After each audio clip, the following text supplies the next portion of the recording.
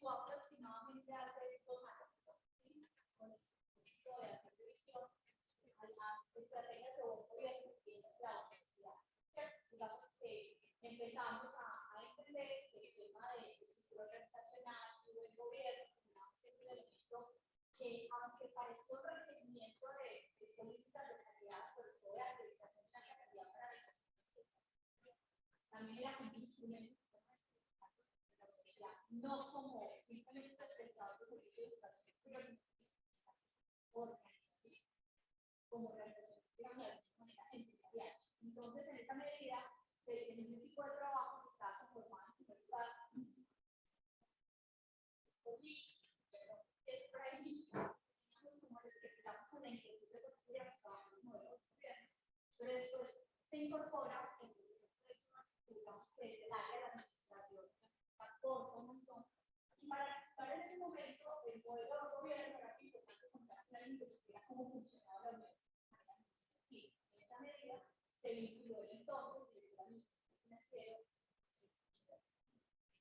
Como todos tenemos de la organización, necesitábamos un externo que nos diera una mirada obviamente que no estuviera sesgada, y buscamos en Pablo la posibilidad de que también nos acompañara y que siempre como digamos encontrarse la planificación como vamos en ese proceso. Entonces nosotros tan duro, entonces ahí vamos organizando. Hoy tenemos un modelo de gobierno, es el primer modelo de gobierno, no es inventando nada. El modelo que primero hace es como estructurar todo lo que tiene la universidad en relación con el gobierno. Y a partir de ahí empezamos digamos que hoy finaliza el proyecto como tal que le corresponde al modelo. Obviamente el modelo tendrá que implementar, hacer seguimiento, las evaluaciones, mejoras que el usuario requiere. Pero es muy importante que poco a poco todos nos vayamos familiarizando con el tema. Porque en el momento del diagnóstico lo primero que encontramos es que muchos identificábamos estrategias de gobierno, pero no las identificábamos con él. Sí, por ejemplo, la universidad tiene valores específicos, sí. Entonces tiene que ver con una universidad. ¿La universidad tiene cuántas? No sé, porque a veces no tenemos cuál es todo el componente de la educación de poder. Entonces, lo que pretende hacer el modelo, el primer para que buscamos hoy, uno, identificar la importancia del gobierno en las organizaciones. Segundo, por qué es importante la discusión de educación superior, y finalmente tratar todos de ellos viendo cuáles son los componentes que hay en la universidad y después digamos, esto corresponde al gobierno, cuando estoy haciendo esto, y esto será una tarea de cultura que se va desarrollándose poco a poco, de aquí hasta que la universidad consiga conveniente, y hasta que lo creemos. Y último, que siempre es la organización y la cultura del gobierno. Entonces, esta jornada va a presentarles a Pablo Hernández. En esta compañía el día de hoy, él es abogado de nacionalidad argentina, ya lo van a saber. Nos acompaña desde la Universidad Católica, la Universidad Católica de Paraná, pero también que es Oxímoron, que se dedica principalmente a la profesionalización de empresas. También trabaja de una manera muy fuerte como componente del proceso intelectual, gestión de activos inactivos. Y digamos que en sus propios asesoramientos ha sido un valor bastante importante. Creo que también van a interesar posiblemente estudiantes, entonces también es muy importante porque el buen gobierno, nos corresponde a todos como comunidad académica. Entonces a todos bienvenidos, muchas gracias y empieza Pablo.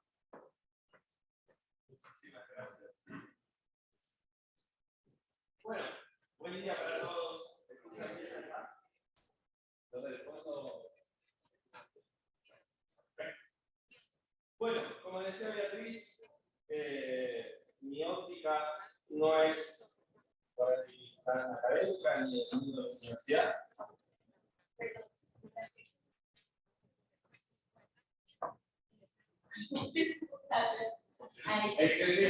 ¿Acá?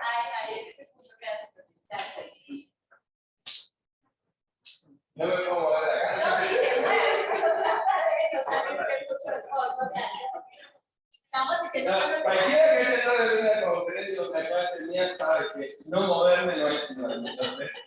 De hecho, no puede estar parado, es sentado en una conversación y me molesto estar lejos, pero bueno, saludos a la. Será entonces también para estar más cerca de todo. Bueno, lo que les decía, la idea de mi charla, hay dos vertientes en mi vida, una es la académica y otra es la de profesionalización de empresas, con lo cual son dos modos de acceder a un tema que es ética, transparencia y buen gobierno, que de algún modo va a caballo de las dos cosas, como iremos viendo en la charla. En estos días que tuve acá la posibilidad de estar compartiendo con ustedes, para mí la UCO es un segundo hogar académico y tuve la posibilidad de compartir en la vida académica con ustedes. Accedí a un texto de una profesora de aquí que habla de la sustentabilidad en la comunidad a través del mito y a través de la palabra. La importancia que me parecía que estaba lindo y es importante la fuerza de la palabra en el armado de una comunidad o de un orden comunitario. La universidad o cualquier organización es ante todo una comunidad y una comunidad de personas. Alguien que hizo algo parecido descubrió algo parecido a la profesora fue Gandhi. Cuando Gandhi empieza su revolución, una de las cosas que antes de comenzar a institucionalizar su proyecto, que luego sería una revolución, él dijo, tengo que conseguir primero una palabra. Una palabra nos va a alinear a todos atrás de ella. Entonces lo que hizo es, no eligió él la palabra, le pidió a la comunidad que eligiera una palabra. Gandhi era director de un periódico, y desde el periódico llamó a un concurso para elegir la palabra que iba a liderar la revolución. La palabra que ganó, la propuso, mandaron miles de palabras. La palabra que ganó es una palabra que propuso un sobrino de Gandhi, que era Sadrajaja. ¿Qué significa? Y es una muy linda cosa. Está compuesta por dos palabras, es un neologismo, es decir, era claramente una palabra que no existía. Lo que estas dos cuestiones significaban era.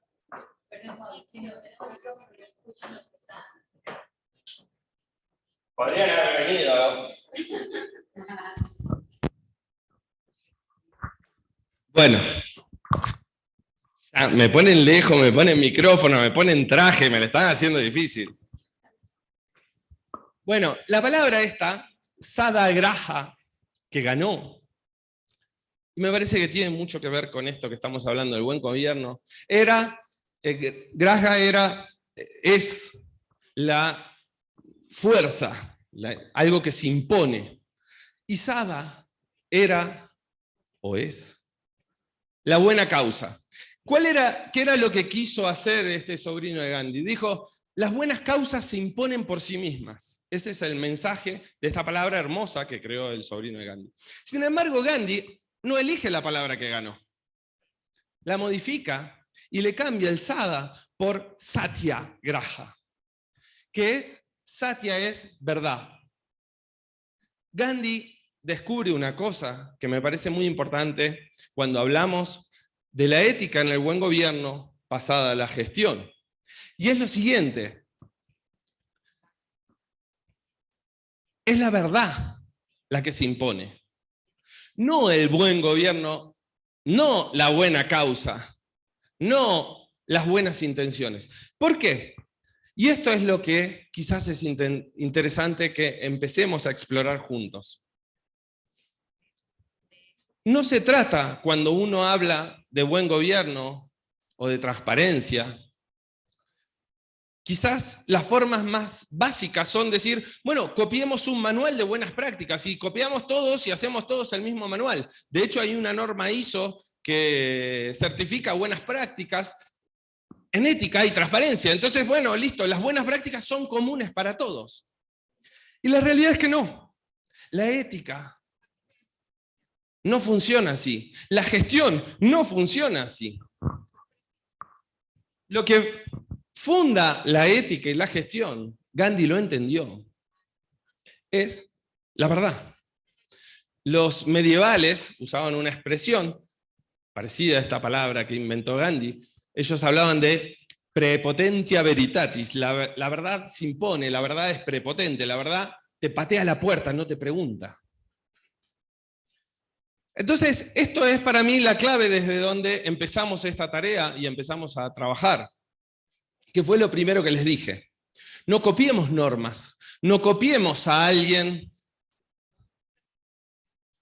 un modelo en el cual nosotros vamos a encontrar en un libro buenas prácticas de transparencia o de buen gobierno.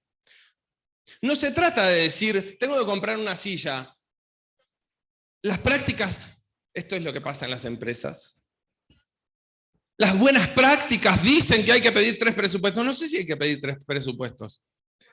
Depende qué quieras con la gestión, si se necesitan 3 presupuestos, o 10 presupuestos, o ningún presupuesto. ¿Por qué? Porque no es igual para todos. La ética, ni en la gestión, ni en la filosofía del derecho, amor que compartimos acá con el profesor, no surge de un librito en el cual nosotros lo aplicamos. Es exactamente al revés. Surge de dónde estamos y hacia dónde queremos ir. Entonces, ¿de dónde nosotros podemos sacar buenas prácticas de buen gobierno y de transparencia y de ética corporativa? De lo que realmente somos. Díganme qué son y yo les diré cómo deben ser. Entonces, quizás el primer momento, sobre todo para los estudiantes, esto me parece muy importante, uno en la gestión intenta copiar cosas que hacen los demás y pretende que eso funciona porque otro lo está haciendo. Y no funciona así. Ni la vida, pero sobre todo la gestión, no funciona así. La gestión sigue a las cosas y no las cosas a la gestión. La gestión sigue a la naturaleza y no la naturaleza a la gestión. Entonces, no hay un modelo de buen gobierno, no hay un modelo de ética y transparencia donde yo pueda traer los 10 mandamientos de la transparencia. No, no existen. La transparencia surge de un lugar mucho más abajo. La transparencia surge de lo que realmente se quiere hacer. ¿Cuál es el sentido de esto? El sentido de esto, y no me voy a meter en la universidad, porque no sé, y acá tenemos al experto que nos va a decir cómo hacer esto en la universidad, pero sí les puedo decir que en la gestión lo que nos determina es hacia dónde vamos. Es el fin hacia dónde vamos. Eso es lo que determina qué debemos ser. Ustedes pregúntense, muchas veces pensamos que la gestión se trata de personas, y entonces decimos, bueno, mirá, durante mi gestión las cosas serán así, durante mi gestión las cosas serán así. Y uno pretende que porque uno asume, le tiene que dar su impronta de gestión. Entonces, fíjense cómo funciona el razonamiento. Si esto es así, claramente yo tengo que darle una impronta de gestión a partir de ciertas normas éticas que de afuera me constriñen o me van encerrando, o me van limitando, o me van diciendo desde dónde puedo trabajar. Lo que les estoy proponiendo pensar es exactamente al revés. Yo no necesito la gestión de nadie. La mejor gestión es aquella en la cual todas las personas son prescindibles. En la buena gestión no existen los imprescindibles. En la buena gestión, la persona se anonada en el equipo. Ustedes saben que los argentinos somos fanáticos del fútbol. Y amamos a Messi y tenemos a Messi. Pero piensen ustedes en la selección de fútbol argentina. Todas las veces que depende de Messi y decimos, si no está Messi no ganamos. No está bueno eso. Tener a Messi puede convertirse en una maldición. Los medievales decían, tomando una frase de Aristóteles, la deformación de lo mejor es lo peor. Yo no necesito imprescindibles en la gestión. Yo necesito a los prescindibles. Yo necesito que Messi pueda dar lo mejor en un ámbito en el cual no necesitemos de él. Y lo mismo pasa en la gestión de las empresas, pero sobre todo en la gestión universitaria. Cuando un estudiante asume que va a ingresar a estudiar en una universidad, claramente no termina en un año. Termina, si Dios es grande y es nuestro amigo, en 5. Ahora, la universidad en la que esa persona se inscribe, ¿es la misma en la que esa misma persona se recibe? Ah, no, cambió la gestión, entonces ahora lo que antes era así la universidad y ahora es asá. ¿Es justo eso? ¿Tiene sentido para nosotros? ¿O la universidad tiene que trascender a las personas? Si la universidad tiene que trascender a las personas, no son las personas las que le tienen que dar la impronta en la gestión diaria, sino que es exactamente al revés, sino que como comunidad universitaria debemos buscar un fin común, un plan común, y desde ese plan común todas las acciones se vuelven previsibles. Si yo sé lo que estoy buscando, todas las acciones se vuelven predecibles. No se trata de decir hay que pedir 3 presupuestos o 4 presupuestos o 1 presupuesto o 10 presupuestos para que sea ético el proceso de compra. Se trata que sepamos qué es lo que queremos medir, qué es lo que queremos hacer con la gestión de la compra. Si yo tengo que pedir 10 presupuestos y un alumno tiene que estar parado en una clase, mira, tu sistema no sirve. La ley está para la gestión, no la gestión para la ley. La ley está para el hombre, no el hombre para la ley. Y eso es una de las primeras cosas. Fíjense que acá en Colombia, y sobre todo Nuestra Señora de Cana, usan mucho la palabra componente, y a mí me gusta. Entonces, fíjense que usando, no suelo hablar del Evangelio, pero usando el componente católico, diría la decana de la universidad, hay una cosa muy curiosa en el Evangelio. Lean todo el Evangelio, busquen cuándo Jesús se enoja. Jesús no se enoja nunca con alguien que violó la ley. Con el que se enoja es con el que hace de la ley un fin y no un medio. Lo mismo nos pasa en estos procesos. Cuando el proceso se come a las personas, es que el proceso no sirve. Cuando el proceso no nos deja enseñar en una comunidad, el proceso no sirve. Cuando el proceso no nos sirve, no nos deja investigar, el proceso no sirve. Cuando el proceso no nos deja aprender, el proceso no sirve y no me importa las normas de transparencia, porque las normas éticas no salen de afuera hacia adentro, salen de adentro hacia afuera. Entonces, el único modo en el cual yo puedo generar un modelo de gestión transparente es un modelo en el cual la comunidad asuma qué es. La comunidad diga qué es y a dónde va. Cuando la comunidad elija entender qué es y a dónde va, yo puedo a partir de ahí sentarme, que es lo que estuvimos intentando hacer, y ver cuáles son los lineamientos éticos de gestión o de transparencia. Pero estos lineamientos van a depender de lo que la universidad sea.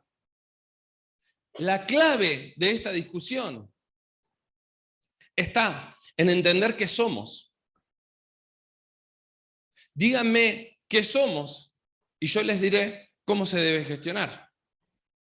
Entonces, no se trata de vivir la gestión o intentar un modelo de transparencia organizacional a partir de modelos externos, sino que se trata de llenarlos de contenido.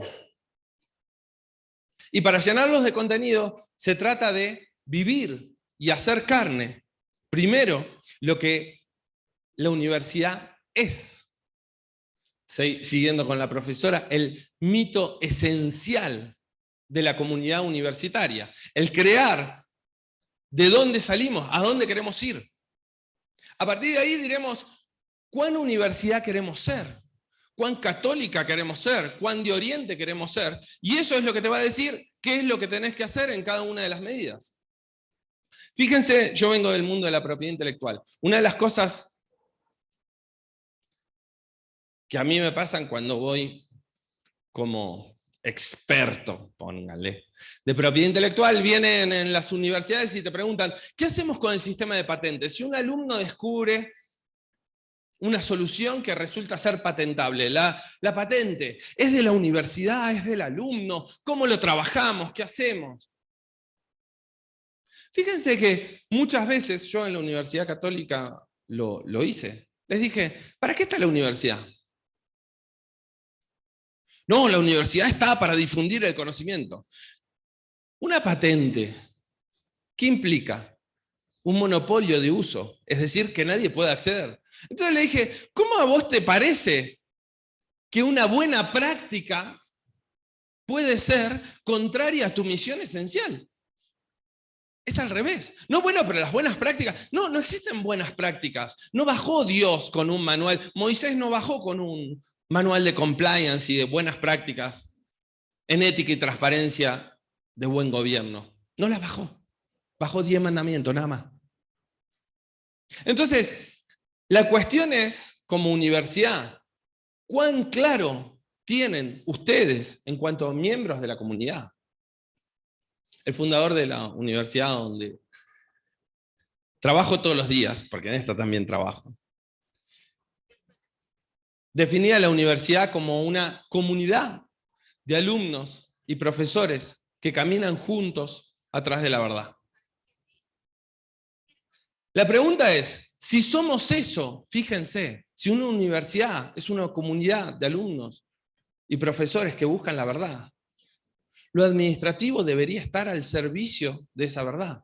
La certificación debería estar, bueno, estaría bueno tener certificación, pero mientras una cosa no me afecte la otra. Es lo que somos, la identidad de la universidad, los lineamientos de la visión de la universidad, lo que nos determina. Y no se trata de escribir misión, visión, valores. O hacer un plan de gestión a 20 años que nadie conoce. Se trata de que cada uno lo tiene que respirar. Solo respirando cada uno y siendo parte, haciendo carne ese ideario de la universidad. Solo desde ahí yo les puedo decir, bueno, mirá, a partir de ahora vamos a encontrar la mejor manera de gestionar esto. Porque este ideario es lo que nos va a decir cuáles son las mejores maneras de gestionar. Todo en gestión se reduce a tener claro el objetivo. No puedo dar una charla sin decir una frase de Aristóteles. El fin tiene razón de principio. Si no sabemos a dónde vamos, no sabemos para dónde comenzar. Todo en gestión se reduce a eso. Saber a dónde vamos, saber cuál es el objetivo de cada uno. Saber cuál es el objetivo de cada docente, de cada función administrativa, para qué está, cómo esa función se relaciona y se condice con el resto de las funciones y específicamente con la misión de la universidad. Y entonces a partir de ahí sí puede hacer un reglamento de compras. Fíjense, si yo digo el componente antioqueño de la universidad, bueno, será más ético entonces comprarle a proveedores de Antioquia y no a un proveedor de Bogotá. Si yo quiero decir, mirá, esta sociedad es un grupo de interés para mí, ¿será quizás ético pagar más caro, pero comprarle a uno que está por acá? ¿O no? Si no tengo ese componente, no, cuanto más barato mejor. Pero fíjense que no hay absolutos. Tampoco se trata de una relatividad entera, se trata de una relatividad en torno al fin. Toda la gestión tiene una relatividad en torno al fin. Entonces, y para concluir, para que escuchen a los que van a hablar más propiamente del plan de buen gobierno acá, no se trata tanto de generar normas, sino que se trata más bien de entender quiénes somos y más importante que eso quizás, ¿quiénes queremos ser? Porque no somos esto que hoy tenemos. Somos aquello que podemos llegar a ser. Entonces, la transparencia y el buen gobierno son todas las acciones que nos llevan a ese futuro que no es individual, es comunitario. Y las acciones son buenas en cuanto nos acercan a ese fin. Son malas en cuanto nos alejan de ese fin. No hay buenas absolutas ni malas absolutas. Ni es para mí es buena o para vos es mala. Son buenas y malas en relación a un fin. Entonces, a partir de ahí, tengo una cantidad de cuestiones que puedo empezar a analizar y puedo empezar a decir cómo cada uno de los organismos intermedios, cómo cada una de las funciones, cómo cada uno de los miembros de esta organización se va a disponer de la manera más eficiente para llegar a ese fin. Porque al final del día le podemos dar muchas vueltas, pero todo radica en que se haga carne en la comunidad esa verdad, la verdad de ese fin, la verdad acerca de lo que somos. Fuera de la verdad de lo que es la UCO, siempre que haga normas fuera de lo que me dice el ideario, los documentos fundacionales de lo que es la UCO, que se pueden charlar, que deberían estar, los deberían tener tatuados, si les gusta tatuarse. Pero todos deberían tenerlos muy asumidos y muy hechos carne. Esos idearios convertirlos en un plan. Y ese plan debería ser la hoja de ruta de todos. No, hoy asumo en mi nueva función de decano, así que voy a hacer un plan de gobierno. Hoy asumo en mi nueva función de secretario de atención telefónica y voy a hacer un nuevo... No, no se trata de eso. Se trata de entender que tiene que haber un plan, que es un plan para todos. ¿Por qué? Porque la comunidad tiene una verdad. Y esa verdad no es lo que la universidad es hoy, es lo que la universidad puede ser, quiere ser y va a llegar a ser. Porque al fin y al cabo, y este es quizás el mensaje, no hay sustentabilidad fuera de la verdad. No hay UCO fuera de lo que la UCO es. Entonces no se trata de tener más alumnos o menos alumnos. No se trata de tener más alumnos de cierto estrato económico o de cierta población. No se trata de tener más acreditaciones o menos acreditaciones. No existe ninguna de todas esas cosas, es una verdad en sí misma. Se trata sí de que la comunidad asuma y abrace esa verdad que está en los documentos fundacionales. Y que cada tanto los vuelvan a charlar, los pongan, hagan carne ese mito esencial, esa verdad real. Y a partir de ahí, sí, de una manera un poco más instrumental, puedo decirles cuáles son las mejores maneras de alcanzar esos fines. Bueno, muchas gracias, los dejo con no sé con quién, con Freddy.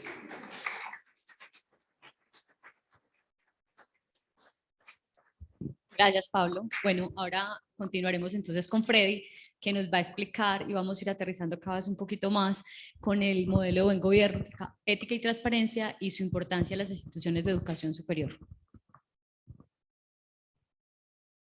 Bueno, aquí también. ¿Sí? Listo. Bueno, buenos días. Muchas gracias, Beatriz. Muchas gracias, Pablo, por esa introducción frente a lo que hay detrás, esa dimensión, por así decirlo, axiológica de lo que es el gobierno universitario.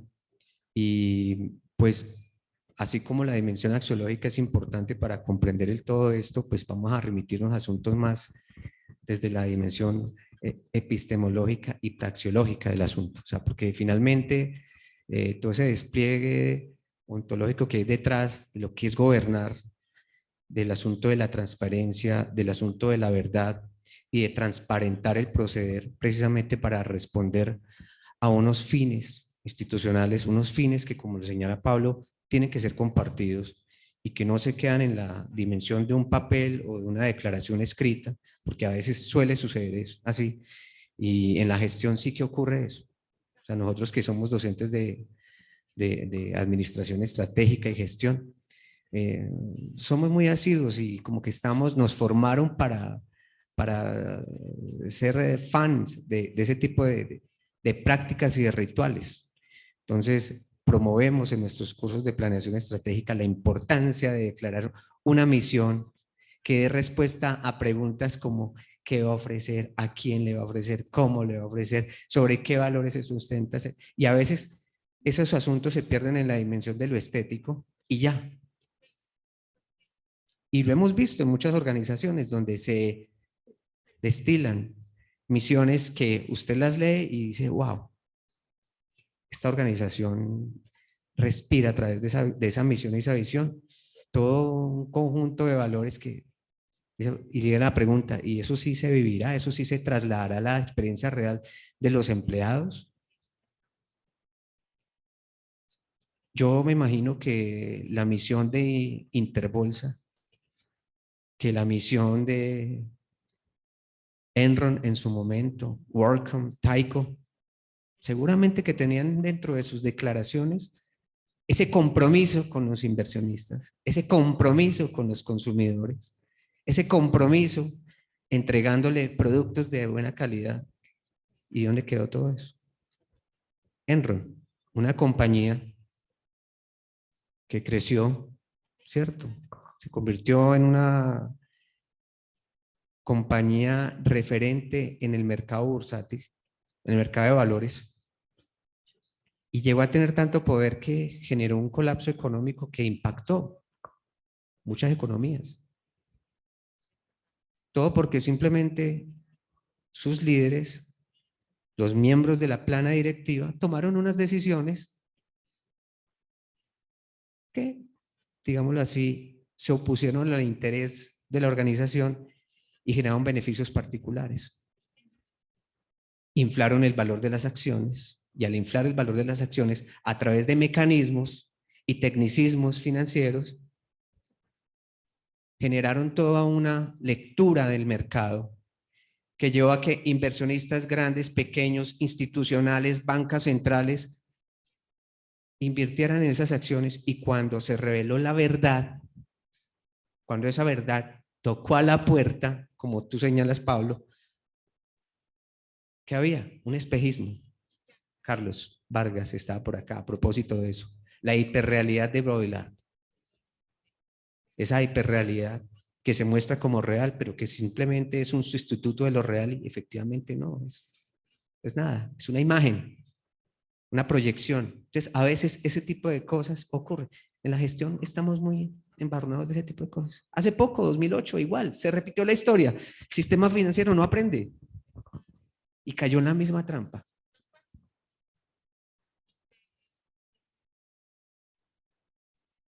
Con el propósito de revitalizar una economía colapsada por un atentado terrorista,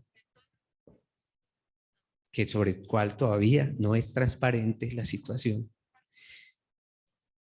los bancos centrales decidieron, obedeciendo a las directrices de su presidente, bajar las tasas de interés para decirle a la gente, la única forma de recuperar esta economía es endeudémonos, movilicemos la economía, consumamos.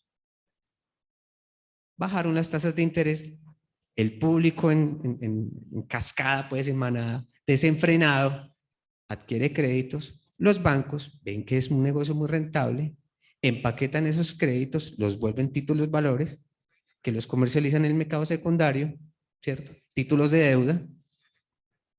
Esos títulos de deuda entran respaldados por firmas calificadoras de riesgo que emiten unos juicios sobre esos títulos, sobre su composición de esos paquetes de deuda, y los califican con niveles de riesgo AAA más, es decir, súper seguros. ¿Quién entra a comprar eso? Lo mismo. Inversionistas institucionales, bancos centrales de todo el mundo, de España, de Portugal, de Grecia, etcétera. Cuando se revela y toda la misma economía empieza a colapsar y todo empieza a surgir y se empieza a destapar, se dan cuenta que todos los títulos que compraron eran títulos de deuda, de hipotecas que se le habían entregado a personas que ganaban un salario mínimo y se habían comprado casas de 350.000, 400.000 dólares. Y no tenían con qué pagarles. ¿Quién perdió? El banco, que no recuperó su plata. ¿Quién perdió? La persona que sacó su crédito porque no lo pudo pagar y quedó sin casa y sin plata y con una deuda impagable. ¿Quién perdió? Ese banco central de ese país que destinó sus recursos para invertir en esos artefactos, artilugios financieros, el mundo de las finanzas, como lo señala Michel Albert, ese mundo de lentejuela, de pompa y de magia, y finalmente generó una crisis que tuvimos sus coletazos. ¿Cuánto tiempo duraron esos coletazos? Muchos años. Entonces, ¿por qué traigo a colación este asunto? Porque exacto, el tema del gobierno, del buen gobierno, la ética, la transparencia, tiene que ver con eso. Las organizaciones, se puede decir que las organizaciones, sí, son entes socialmente constituidos, claro, eso es importante reconocerlo. Pero son entes socialmente constituidos en donde se desarrollan una relación de fuerzas. Hay relaciones de fuerza, hay tensiones de fuerza, hay relaciones de fuerza entre los miembros de la organización. Y una de las más importantes relaciones de fuerza que se da, porque la organización es un campo de fuerzas, en donde existen unas posiciones dentro de esa misma organización que tratan de ascender y escalar sobre la base de ese interés por acumular un mayor nivel de capital cultural y capital económico. Pero se desarrollan esas relaciones de fuerza entre dos actores importantes. Por un lado, un actor que se conoce como el principal, los inversionistas, los dueños del chuzo, como dicen por ahí, los dueños del negocio. ¿Y quiénes otros? Los que lo administran.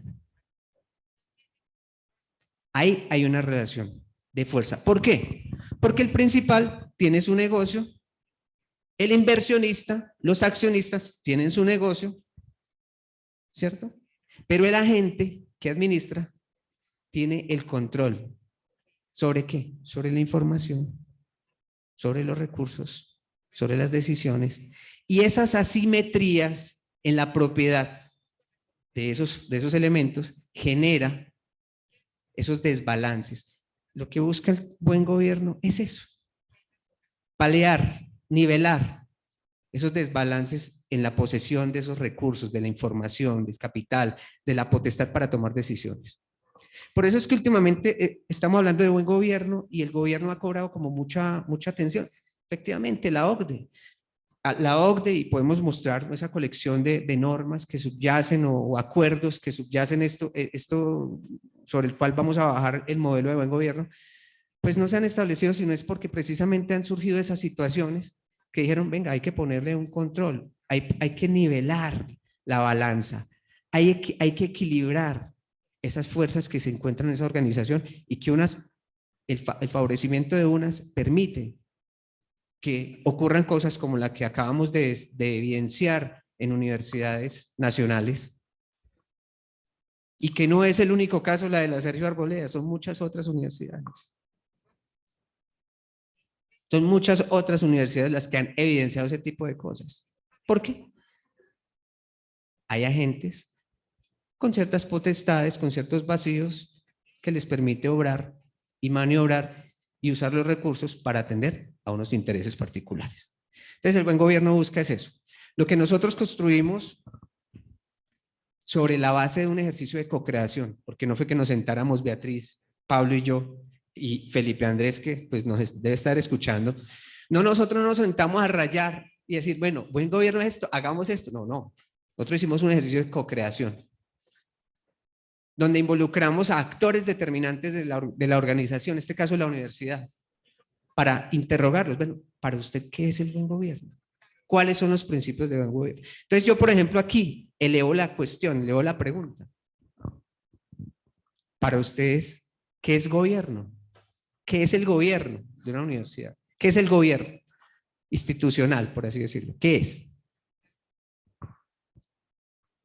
¿Qué entienden por eso? ¿Qué se les ocurre?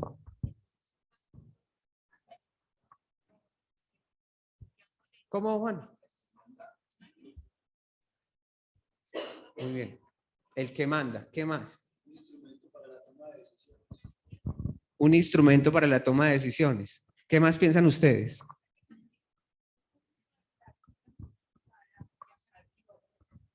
Un conjunto de prácticas para alcanzar un logro. Respuestas como esas nosotros las encontrábamos en las personas que entrevistábamos. ¿Quiénes? Los directores, los docentes, ¿cierto? Varios actores determinantes en el curso de la universidad. Y recogimos esas impresiones para empezar a establecer como una visión propia de lo que es el gobierno para nosotros, el gobierno para la universidad. Y sobre la base de esos ejercicios y un ejercicio de referenciación importante, construimos esto que Beatriz les va a describir, que como señala Pablo, es solo un instrumento, pero se puede quedar ahí en el papel, si efectivamente como institución no incorporamos eso dentro de nuestros hábitos y dentro de nuestro cotidiano discurrir aquí en la institución. Hay un fundamento, digámoslo así, normativo, sobre el cual nos hincamos nosotros para construir este modelo. Y es principalmente el Acuerdo 02 del 2017, emitido por el Consejo de Educación Superior en Colombia. Y es básicamente, constituye la política pública para el gobierno institucional de las instituciones de educación superior, que establece a grandes rasgos unos principios, unos conceptos, unas recomendaciones, unas buenas prácticas que nos pueden ayudar nos sirvieron de base para construir este modelo. Entonces, a grandes rasgos, el Acuerdo 02 del 2017 establece unas condiciones y unos principios básicos sobre los cuales se sustenta el buen gobierno. Primero, la prevalencia del interés institucional sobre el interés individual. Segundo, la importancia de tomar decisiones con base en evidencias objetivas, medibles, cuantificables, que sean construidas sobre la base de un análisis del entorno y un análisis interno de la organización. Y en ese sentido cobra importancia la validez de un sistema de información que genere datos reales, confiables, válidos. Tercero, la importancia de la organización de reconocer sus grupos de interés y generar una fluida interacción con ellos. ¿Por qué? Porque la organización como tal es un sistema abierto que genera unas externalidades hacia afuera. Nosotros como universidad generamos unas externalidades en muchos sectores. Impactamos las familias. Esas familias que deciden optar por esta universidad y no por otra.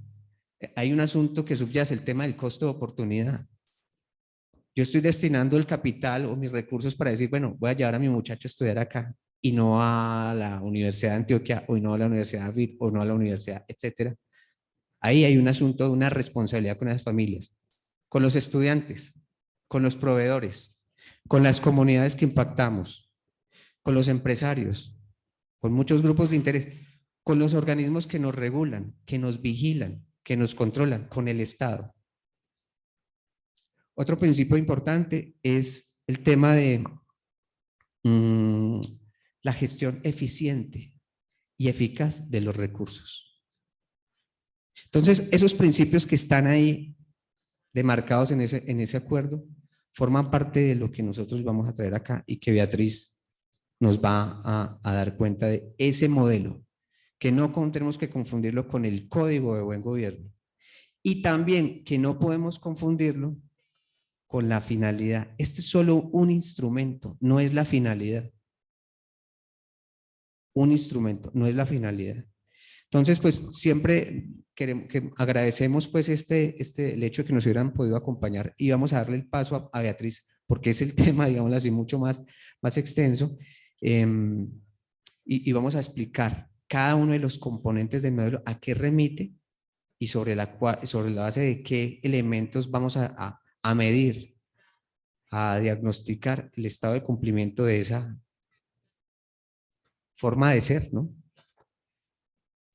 A lo que estamos llamados, a hacer corresponder nuestras acciones con el propósito para el cual nos debemos, y que va más allá de una declaración escrita en una misión, porque puede ser falseable con las acciones que nosotros emprendemos día a día. Muy bien, Beatriz, entonces, bueno, adelante, te damos el paso para que nos compartas esto. Bueno, obviamente a mí ya me tocó el tema completamente instrumental, entonces voy a empezar a tratar de explicar este punto. Teniendo en cuenta que hay varios públicos, yo quisiera señalar que el modelo de buen gobierno no es algo que nosotros tengamos como decir, la universidad es un ejemplo y un modelo de buen gobierno. Creo que de hecho, no estoy diciendo que no lo sea tampoco, ahora no me vayan a sacar por allá, quién sabe con qué juicios que no corresponden. Hay que preguntarnos por qué hay que establecer un modelo de buen gobierno. Pablo lo decía ahorita también y creo que también la misma línea de Freddy. La pregunta es qué somos y qué queremos ser o qué deberíamos ser. Y ahí, digamos que hay ciertas tensiones que son supremamente claras. Cuando estamos hablando de buen gobierno, hay puntos que son fundamentales. Y uno de ellos, para que los chicos también que están de derecho, administración, no sé dónde se encuentren, porque esto termina siendo importante, porque es claro que en las organizaciones todo el tiempo se están tomando decisiones, todo el tiempo. No sé si a los de la Universidad Católica de Oriente a veces se les ocurra quién tomó esta decisión, por qué tomó esta decisión, para qué tomamos esta decisión. Nunca nos hacemos esas preguntas, siempre hay absoluta claridad. ¿Qué significa ser un decano? ¿Qué significa ser un director? ¿Qué significa ser un coordinador de programa? ¿Qué derechos y cómo ejerzo los derechos como estudiante frente a la organización? Todo eso tiene que ver con toma de decisiones, con quién toma las decisiones y cómo se toman las decisiones. Cuando Pablo decía, por ejemplo, ahora que el tema del modelo de buen gobierno implica no personalizar la gestión, es decir, no se pregunta es cómo gestiona Beatriz la facultad de Derecho, sino cómo se gestionan en la universidad las facultades, digamos que es una tendencia a la que deberíamos ir. Porque eso de personificar, pues obviamente lo que hace es que, digamos, evite la consolidación de los procesos y de los fines que persigue la Universidad Católica de Oriente. Voy a ir por el...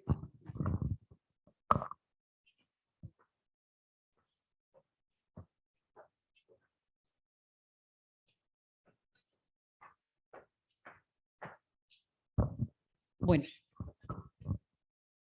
ahora el punto es que efectivamente pase. Por favor. Capacidad de gestión es traer a alguien desde Paraná, Argentina, para que le pase uno el computador, por ejemplo. Bueno, sí, si le pasa, y si le pasa, bueno, lo primero, ¿qué es un modelo operativo en gobierno? Como su nombre lo está indicando, es que se llama operativo, precisamente porque es un instrumento por el cual buscamos hacer tangible, obviamente inteligible para todos, la forma en que se articulan que todas esas políticas, todas las estrategias, los recursos con los que contamos, los instrumentos, los mecanismos con los cuales les hacemos seguimiento y control a los empleados y empleados por la institución para organizar el proceso decisional y garantizar el ejercicio del gobierno en condiciones de transparencia y eficacia. Cuando hablábamos ahorita que, por ejemplo, no tenemos que ocultar qué es lo que pasa con la Sergio Arboleda en este momento. Tenemos una gran incógnita sobre quién toma las decisiones respecto a los recursos que tiene la universidad en temas de contratación, en temas de inversiones, en todos estos componentes hay cierto manto de duda. Pues bueno, eso claramente indica lo que no es buen gobierno. ¿Y por qué hablamos de ética y transparencia? Porque también normalmente en este modelo que nosotros hemos señalado, también deben haber pautas de comportamiento para direccionarnos a todos en un marco de integridad, eficiencia, transparencia y ética organizacional, que no es más que la traducción de esa misión, de esos valores y de esos principios que se declaran a nivel institucional. Gracias. Bueno. Efectivamente, nos decían que este tema de buen gobierno, por unos elementos de carácter normativo mucho más generales, no solo el del acuerdo 02 de 2017, sino también por todos los lineamientos que ha señalado la OCDE, por ejemplo, en temas de buen gobierno, dice que es muy importante que en la toma de decisiones siempre demos prevalencia al interés general sobre el interés particular, ¿sí? ¿Por qué tomamos una decisión en determinada situación? Pues ahí debería estar el elemento institucional siempre como base. La toma de decisiones basada en evidencias. Ya vamos a explicar un poquito más de estos. La declaración y la interacción con los grupos de interés la gestión de los recursos y la cultura de rendición de cuentas. Bueno, ¿cómo está estructurado ese modelo? ¿Cómo recogimos todo eso que vimos que había en la Universidad de Buen Gobierno por todos lados? Ya me lo explicó Pablo, a través de lo que denominamos 9 componentes claros, 25 categorías y 100 aspectos que son objeto de evaluación. Todo. Ahí hay un montón de, y pueden haber 1000 más, puede que sí, pero digamos que dentro de todo lo que veíamos, diseñamos ese modelo operativo de manera conjunta, como lo decía ahorita también Freddy, y establecimos que dentro de ese modelo hay elementos que simplemente existen, hay otros en los cuales la gente conoce, hay otros que la gente aplica, hay otros que están completamente apropiados, hay otros que se han evaluado y se han modificado, o sea, estamos en diferentes componentes. Todo lo que tenemos en materia de modelo de buen gobierno, hay cosas que incluso nos tocó decir por primera vez. El Código de Buen Gobierno, que no es el modelo, sino el Código de Buen Gobierno, Ética y Transparencia, es el primer instrumento en el cual declaramos los grupos de interés, porque no había ninguna declaratoria. Entonces, ahí, por ejemplo, empezamos con un punto inicial, que es la existencia. Bueno, hay varios componentes y voy a tratar de pasar medianamente por ellos, tratando de establecer más o menos cuál es la importancia de cada uno de ellos. Principios orientadores. El fin tiene razón de principio, para que después digan que no aprendemos.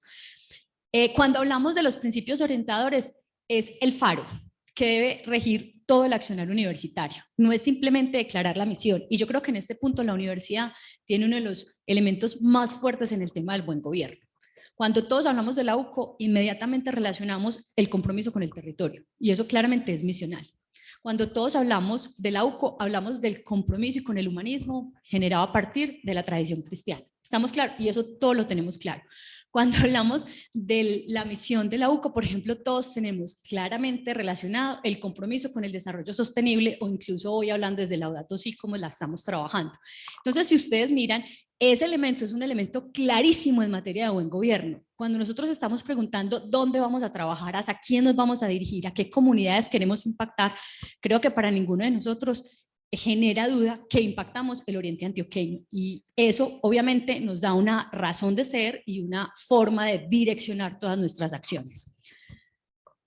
También además están las declaraciones, entonces ahí está, a partir de esa misión, esa visión y los objetivos es hacia dónde queremos dirigirnos, y existen y están ahí. ¿En cuáles? En todos los documentos, están en la agenda, están en todas las carteleras, aparecen por todos lados. ¿Con qué propósito? De que efectivamente nos apropiemos de ellos y que también nos permitan decir en ciertas circunstancias qué se puede hacer y qué no se puede hacer, porque creo que eso también es importante. A veces una razón fundamental para decir o para negar ciertas solicitudes o para decir no se llevan a cabo ciertos cursos de acción están también delimitados por la misión, la visión y los objetivos.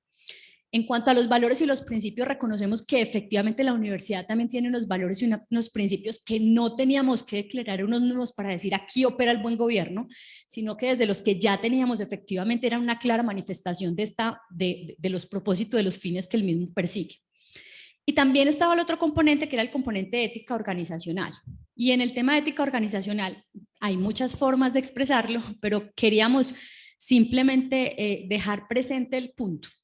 Si creemos que cumplir el reglamento, cumplir la ley, cumplir el contrato es suficiente, la respuesta es no, porque ese es el comportamiento base. Entonces, además de cumplir la ley, el reglamento, el contrato, tenemos que dirigirnos hacia principios y valores un poco más elevados y que son en cierta medida universalmente aceptados y que se encuentran en armonía con esas misiones que ya hemos declarado. Entonces ahí en el tema de ética organizacional no es solo cómo cumplimos, sino cómo buscamos trascender a esos, digamos, valores universales.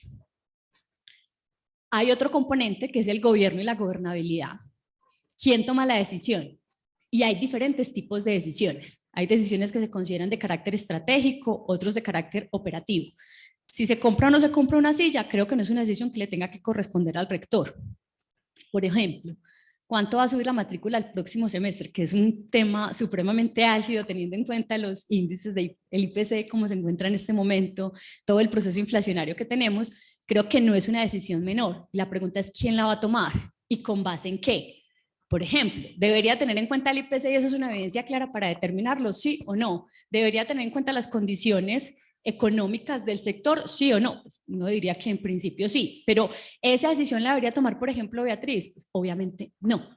Entonces, lo que tenemos que decir en gobierno y gobernabilidad es que existan autoridades y que, digamos, su campo de acción y de decisión claramente corresponda con la forma en cómo está constituida la autoridad, con los perfiles que tienen esas autoridades o quienes la componen y con la naturaleza de las decisiones a tomar.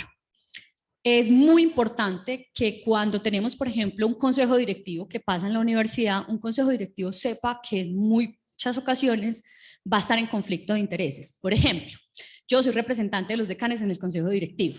Hoy llega al consejo directivo la aprobación de renovación de registro calificado para el programa de Derecho.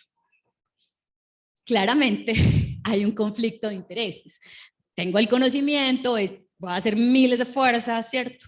O también por otras circunstancias tenemos en las cuales tengo que tomar una decisión en relación con una contratación, una celebración de un convenio con una entidad respecto de la cual tengo cierto nivel de familiaridad, relación laboral o comercial o de otro tipo. ¿Cómo declaramos los intereses? Esto a nivel alto, pero a nivel bajo también hay. Y voy a decir algo que es súper común en la universidad. Y lo digo porque los que de alguna u otra manera tenemos relacionamiento para mediar en procesos de contratación nos pasa. En la universidad es súper común que si hay una convocatoria abierta, a los decanos les toquen la puerta. Tal amigo presentó la hoja de vida y tal amigo me ayudó con esto y mira esto otro y mira. Y eso quiere decir que no confiamos propiamente en el proceso de selección y que siga su curso. Y tratamos de influenciar a veces no solo por conflictos de intereses, sino también por conductas que se normalizan y que no deberían estar normalizadas dentro de los procesos institucionales. Entonces el conflicto de intereses a lo que nos lleva a decir es cuando usted, yo por ejemplo soy Amparo, tengo jefe de compras, hay una gente que es súper buena para hacer las sillas de la universidad, me los conseguí. ¿Y por qué los conoces? Porque son mis primos. No los contratamos, no necesariamente, pero declaremos el conflicto de interés para que en el evento en que sean ellos garanticemos, porque aquí viene otro punto con los conflictos de intereses. Y otras veces es que el conflicto de interés en sí mismo no determina la decisión, lo que implica es tomar medidas para saber que la decisión no está influenciada o determinada en virtud de ese conflicto. Bueno, y esto es un tema muy importante. El consejo directivo y el rector por sí solos no van a hacer que funcione toda la universidad. De ahí para abajo tenemos que desplegar toda una estructura organizacional para saber cómo se van bajando la toma de decisiones. Listo. Entonces la pregunta es, por ejemplo, ¿Óscar es un órgano o un órgano de autoridad en la universidad? No, pero ¿hace parte de la estructura organizacional? Sí, estamos claros. Y en esa medida va a tener un nivel decisional diferente, listo, que es diferente al que tiene, por ejemplo, Freddy, que es coordinador, y es diferente al que tiene otra persona que es líder del grupo de investigación, y es diferente a, y así podemos hacer toda la secuencia de la estructura organizacional. Entonces, ¿qué implica tener una estructura para la toma de decisiones? Que cuando surge una determinada decisión, dependiendo de su naturaleza, de la gravedad, tenemos alguien que se haga cargo de ella y que cuente, y no porque es que le toca a Beatriz, por ejemplo, sino porque Beatriz tiene los elementos, la información, todo lo que se requiere para tomar esa decisión de manera adecuada. ¿Qué tenemos que tener en cuenta muy importante dentro de nuestra estructura en la universidad para que ustedes sepan que contamos con una estructura organizacional? Pues bueno, hay una estructura básica que está conformada, además de consejo directivo, consejo académico, y también tenemos al rector, elementos como las... ¿Qué hice? Fui yo. No, aquí, ya. Gracias. Las direcciones, que ustedes saben que tenemos las de docencia, investigación, extensión, bienestar, administrativa y financiera. Cada una buscando cumplir con las 3 misiones sustantivas y las de soporte o transversales. Las facultades que tienen decanos y consejos de facultad, las unidades de gestión, tenemos a gestión humana, secretaría general, asesoría jurídica, internacionalización, planeación, gestión y calidad, y tenemos los comités, que eso también es un elemento importante. ¿Qué función cumplen los comités dentro de la universidad? Que no es lo mismo un consejo de facultad que un comité de currículo, porque los comités tienen como finalidad principalmente ser órganos de asesoramiento, ¿cierto? Allí se discute, se presentan ciertos elementos, busca que circule la información, pero la decisión está normalmente en otras instancias. Esto es uno de los puntos más importantes en materia de buen gobierno, y creo que todos, cuando estamos en un consejo de facultad, cuando los estudiantes están en los órganos representativos, cuando están preguntando ¿Qué decisión se tomó? La pregunta claramente es ¿a qué responde? Y toda decisión debería estar fundamentada por lo menos en alguno de estos componentes.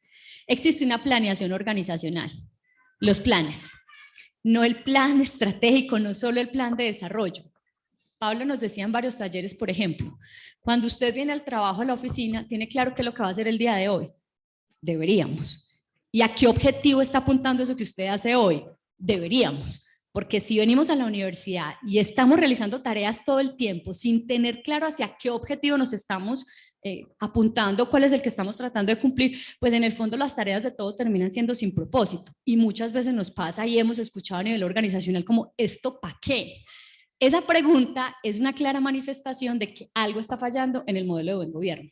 Porque si no tenemos claro para qué estamos realizando las actividades, con qué propósito y con qué fin, pues efectivamente lo que quiere decir es que estamos como en un activismo acelerado y no claramente planificado. Bueno, hay otro tema supremamente importante del modelo de gobierno que aquí hay que reconocer. La universidad también dice, en este tema es uno de los temas donde más tenemos que fortalecer el modelo de buen gobierno de la universidad, que es la gestión de la información. ¿Por qué? Porque, por ejemplo, es tan importante saber toda la información de un estudiante, desde que ingresa, cómo está, si ganó, no ganó, perdió, reprobó, cuántas veces ha visto la asignatura, si cumplió con los prerequisitos para poder acceder a otro elemento, como otra situación de elementos que tienen que ver con toda la información que circula en la universidad, no solo de estudiantes, de procesos. Entonces ahí aparece todo el tema de generación, obtención, custodia, disponibilidad, acceso. Esto es importante, porque ya vamos a ver que en los grupos de interés, todos los grupos de interés parece que quisieran tener toda la información de la universidad. Y pensamos que por ser prestadores de un servicio público, como es el servicio público de educación, todo se tiene que conocer, todo se tiene que mostrar. Y la respuesta es no. Por ejemplo, los datos de un estudiante no tiene por qué conocerlos toda la comunidad, porque es información de carácter personal sobre la cual existe incluso un mayor deber de custodia. Y finalmente, otro tema en la toma de decisiones es la gestión del riesgo. No es lo mismo cuando estamos, por ejemplo, en una toma de decisiones que no está determinada por una circunstancia de una posible contingencia, por cualquier materialización de un riesgo, a cuando sí está esa situación, digamos, un poco más fuerte. Y voy a poner un caso sencillito. Sabemos lo que está pasando a nivel mediático con el tema de acoso en las instituciones de educación superior, ¿sí? Bajo esta circunstancia, efectivamente aumenta el riesgo de cómo gestionar cualquier denuncia, queja o preocupación en el tema de acoso a nivel institucional. Eso es un riesgo que incluso puede ser de carácter, va a poner solamente un reputacional, no diciendo que ese es el tema con el tema del acoso. Pero lo que quiero decir es que las medidas que se tomen frente a esa decisión o frente a esa denuncia pueden estar determinadas por esas circunstancias de riesgo mediático. Muy bien. Finalmente hay que reconocer que interactuamos, no actuamos solos, la universidad no es una isla, entonces tiene que reconocer cuáles son sus grupos de interés. Pero después de decir cuáles son sus grupos de interés, tiene que decir cómo me relaciono con los grupos de interés. Y esto es muy importante para nosotros como organización. No es la misma forma como yo me relaciono con los estudiantes a cómo nos vamos a tener que relacionar con los padres de familia. Tampoco me puedo relacionar igual con los empresarios. Y en la forma en que aparezcan cada situación los empresarios. No me relaciono igual cuando el empresario necesita de los estudiantes como practicantes para poder llevar a cabo procesos de profesionalización o cuando la empresa me está buscando porque me reconoce como una entidad que le puede prestar un servicio. Ahí interactúo diferente. Y esos roles también hay que aprenderlos a identificar, porque la información que se brinda es una, porque los medios que utilizo para relacionamiento también son diferenciados. Y la interacción con los grupos de interés siempre suele pensarse de una manera muy negativa, es decir, la universidad está afectando a tal grupo de interés, la universidad afecta a la comunidad por los parqueaderos, la universidad afecta a la situación. Sí, pero la universidad por ser universidad hace que todas las casas que estén al lado se valoricen. Entonces también hay externalidades positivas y hay que tener en cuenta estar resaltando todo el tiempo lo positivo y lo negativo. Muy bien, el otro punto es la rendición de cuentas. Y este tema es muy importante en varios aspectos a nivel organizacional, sobre todo cuando nosotros estamos frente a la institución, porque hay que preguntarnos varias cosas. Primero, ¿quién rinde cuentas? Segundo, ¿a quién se le rinde cuentas? Y tercero, ¿para qué se rinde cuentas? Entonces, cuando decimos quiénes, obvio, los órganos o las autoridades van a rendir cuentas, el rector, los directores, el decano, la universidad y los representantes. Y aquí ya voy a explicar por qué. ¿Para qué se rinde cuentas? Y ahí hay que tener en cuenta que la rendición de cuentas tiene, al menos establecimos dentro del modelo que tenía 3 propósitos diferentes. La primera es la interno-administrativa. Eso lo que busca es hacer seguimiento a la gestión. Cuando me preguntan, ¿usted cómo le fue? ¿Le fue bien? ¿Le fue mal? ¿Ganaron? ¿Perdieron? ¿Cómo les fue en los puntos? ¿Cumplimos el plan de operativo que teníamos diseñado? Por ejemplo, todo lo que hace calidad para hacer seguimiento es claramente un proceso de rendición de cuentas interno. Y otro es el que conocen más los estudiantes. Cuando vienen a pedir si vamos a rendir cuentas en materias de participación, por ejemplo, venga, y la universidad se invirtió en lo que dijo que tenía que invertir y la universidad se está contribuyendo a conseguir mayor material bibliográfico, venga, entonces ya ahí es un nivel de participación distinto donde la universidad se presenta a ciertos grupos de interés. Y finalmente la de control. Rendimos cuentas cuando el CNA nos dice, ¿usted qué está haciendo con esto? Hágame seguimiento al plan de mejoramiento, o cuando, por ejemplo, en materia de Ministerio de Educación nos está pidiendo cualquier requerimiento adicional. Finalmente está el componente de comunicación, y es que en el modelo de gestión tenemos que saber cómo comunicarnos a nivel externo y a nivel interno. Y aquí hay otro proceso en el cual nosotros vamos a tener que seguir trabajando cada vez más en los procesos institucionales. ¿Cuántas veces no nos llegan los estudiantes diciendo, no supe, no sabía, no conocía, esto no entiendo por qué se dio? Y digamos que ahí la universidad efectivamente va a tener que seguir fortaleciendo los procesos comunicacionales. Aquí lo decía también Freddy, el componente gestión eficiente y transparencia viene siendo otro elemento importante. Lo primero que tenemos que preguntarnos es qué se gestiona en la universidad. Y lo otro que tendríamos que decirlo es cómo lo gestionamos. Cuando decimos qué se está gestionando en la universidad, pues digamos que desde el punto de vista de buen gobierno y transparencia aparece fundamentalmente el componente de recursos financieros. ¿Eso qué implica? ¿En qué nos gastamos la plata? ¿Cómo nos la gastamos? ¿Quién autoriza el gasto? ¿A partir de qué? ¿Qué se invierte? ¿Qué no se invierte? ¿Qué se retira? ¿Por qué vamos a hacer la piscina o no vamos a hacer la piscina en la universidad? ¿Si vamos a hacer parqueaderos o no vamos a hacer parqueaderos en la universidad? Esas son preguntas que surgen a partir de los otros componentes también. La gestión del talento humano, porque efectivamente la forma como nosotros utilizamos y nos disponemos en la universidad como colaboradores también va a estar relacionada en que logremos los objetivos misionales. Pero también hay que destacar en este punto un elemento que tuvo el buen gobierno y es la importancia que le da la universidad al reconocimiento y a buscar estrategias de gestión de otros recursos. ¿Cómo? Tendremos que seguirlo preguntando. Como son los físicos, los activos intangibles, aquí aparece obviamente la frase de, digamos, se ve la mano por aquí de Pablo, que es gestionar el conocimiento. La universidad lo que hace es generar conocimiento, hay que saberlo gestionar. Y también el tema de los recursos naturales, porque de una u otra manera hay que hacerlo de manera explícita en cada uno de los documentos y políticas que tengamos. Y esa gestión debe hacerse con unos criterios de transparencia, que también se relaciona con todo lo que hemos visto. Planear, rendir cuentas, establecer cómo se toman las decisiones frente a la inversión y todo el tema de la disposición de recursos. Todo el modelo de gobierno dice sí, si son pautas de buena conducta, pero nadie ejerce control, entonces se quedan en simples declaraciones. Y hay que tener en cuenta que vamos a tener controles de 2 tipos, los internos y los externos. Digamos que a nivel externo es más fácil, ¿por qué? Porque efectivamente al ser un servicio de educación superior estamos claramente regulados, vigilados y controlados por parte del Estado y hay ciertos mecanismos ya establecidos para llevar a cabo esta situación. Además, por el tamaño de la organización, sí o sí, a nivel incluso contable, también tenemos ciertas limitaciones. Entonces, ¿quiénes nos van a controlar? Pues la revisoría fiscal, las entidades de inspección, control y vigilancia, pero adicionalmente la universidad ha declarado que desea tener ciertas certificaciones de orden personal o voluntario. Entonces aparece la acreditación en alta calidad, aparece ISO 9001, aparece ISO 14001, aparece NTC 5906, que es la consultorio del Centro de Conciliación, perdón. Entonces hay varias certificaciones que después vamos diciendo y también nos interesa hacerlas. Y están los internos. Y aquí es importante, por ejemplo, señalar que cuando un estudiante ingresa a un proceso disciplinario por faltar con ciertas conductas o deberes que le impone el reglamento estudiantil, se le está haciendo un control interno en materia de buen gobierno. Cuando a los empleados nos llaman a hacer llamados de atención y hacer el debido proceso disciplinario a nivel laboral, es un proceso de control interno. Pero también cuando estamos ya no respecto a las personas sino a los procesos, aparece precisamente control interno y calidad con el propósito de verificar que efectivamente estemos cumpliendo con las declaraciones que hacemos, que haya coherencia. ¿Cómo vamos? Todos los componentes de los que les he hablado son componentes que están en proceso de mejora y que requieren una apropiación y efectivamente una intervención desde cada uno de los que hacemos parte de la organización. Pero finalmente tiene que haber sanciones. Cuando esto se incumple, pues habrán unos canales de denuncia y finalmente unas sanciones a que haya lugar. Se termina el componente con lo que estamos haciendo. Hay que repetir y repetir y repetir y formar y divulgar y generar la cultura del buen gobierno. No de aprendernos el manual, no va a pasar, pero decir que logremos incorporar elementos fundamentales en toda la organización.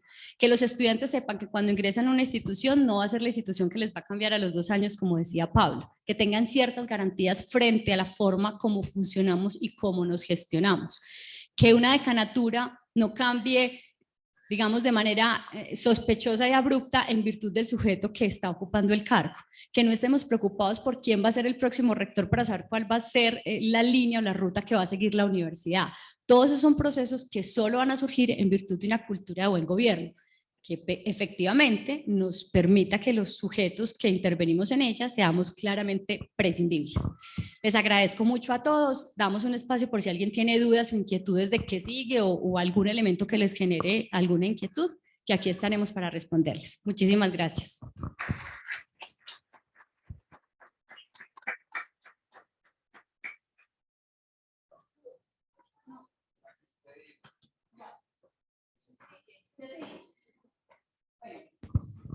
Bueno, lo que sigue realmente es que si ustedes ven cada una de las dependencias que estamos trabajando, empezamos a trabajar con cada una en lo que tiene interacción. Entonces, por ejemplo, nos estamos sentando con control interno para saber cómo están llevando a cabo los procesos de control interno para que tengan en cuenta todo el mapeo. Estamos trabajando con el proceso de planeación y la oficina de planeación ha estado comprometida para que, por ejemplo, no sé si alguno ha tenido que hacer el presupuesto en estos días. Bueno, a nivel organizacional todos estamos haciendo presupuesto. Ya todos nos están pidiendo hacer presupuesto sin hacer plan de acción o plan operativo para el próximo año. Esas son acciones que estamos empezando a identificar a partir del diagnóstico para ir empezando a tomar correctivos frente a las decisiones que tiene la universidad. Difundir es un punto, uno, pero lo otro es también en cada de las unidades ir identificando cuáles son los elementos más problemáticos que tenemos para poder ir organizando e ir interviniendo poco a poco. Entonces, digamos que eso es lo que sigue. Por ejemplo, aquí están personas desde lo que tiene que ver con calidad, lo que tiene que ver, por ejemplo, con estadística, que está aquí Tomás, que también es todo el tema de gestión de la información. En este momento ustedes me dicen ¿qué hay? Están establecidos los criterios y a partir del diagnóstico establecidas claramente cuáles son las mayores dificultades que tiene la universidad en todo su modelo de buen gobierno, que también está directamente relacionado. Por ejemplo, la estructura organizacional fue una medida que se tomó en virtud de lo que se venía estableciendo, cómo están organizando el tema de roles, responsabilidades, cumplimientos, que son elementos fundamentales dentro del componente de buen gobierno. Por ejemplo, se está generando todo un mapa de riesgos para hacer la gestión del riesgo. Eso es otro componente que se incluye dentro de los procesos de gestión. Pero lo que sigue generalmente es generar cultura y hacer seguimientos dentro de al menos unos marcos conceptuales básicos para todos, ¿cierto?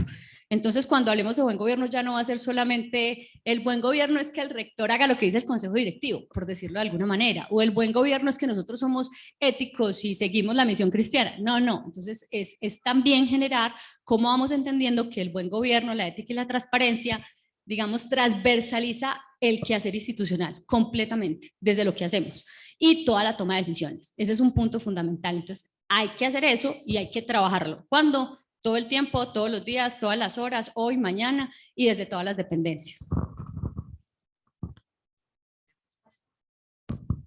¿Alguien más? ¿Una duda adicional? No. Bueno, chicos, muchísimas gracias a todos por acompañarnos el día de hoy. Y a Pablo también gracias por haber venido especialmente, traje de forma tan especial el día de hoy. Faltó la corbata, ¿vio? Bueno, muchísimas gracias para todos.